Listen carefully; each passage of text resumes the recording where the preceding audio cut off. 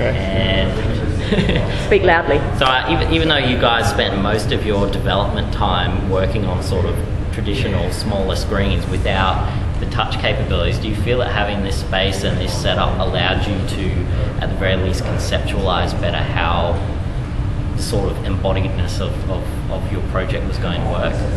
Yeah, well, just being here the first time helped us, grasp of how everything's going to fall into place when everything will work and all. But it just gave us a structure to keep in mind of what was our limitations and what we could build around when we were actually programming and developing everything. We just I think scale's an interesting thing. You think you can imagine scale, but until you actually get in a space and see it, you never fully really appreciate how it goes from a small screen to a large screen in a large space. From fine input to full body input. That kind of scale and glitches like what we're trying to do now, of course. But hopefully, looks like it's a good place, stepping stone to start until we get to the big cube thing. I think our project will look really cool on a bigger screen. Yeah.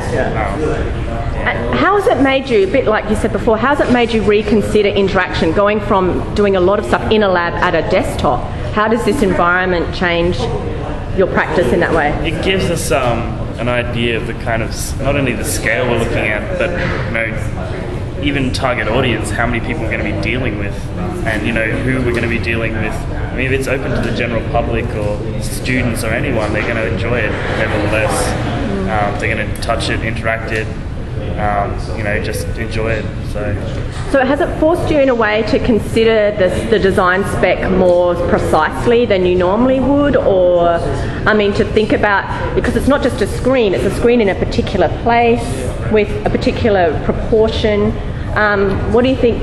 Because the way that you chose that environment, I think, is quite important. Yeah, well, the main goal, visually, was to engage people. You really want people to be caught up in it and wanting to play with it, wanting to interact with everything, and having a big space just makes it really nice to show our work and make stuff we do as students shown to the public, which is actually pretty cool. I've never had that experience before ever, so having this is really awesome.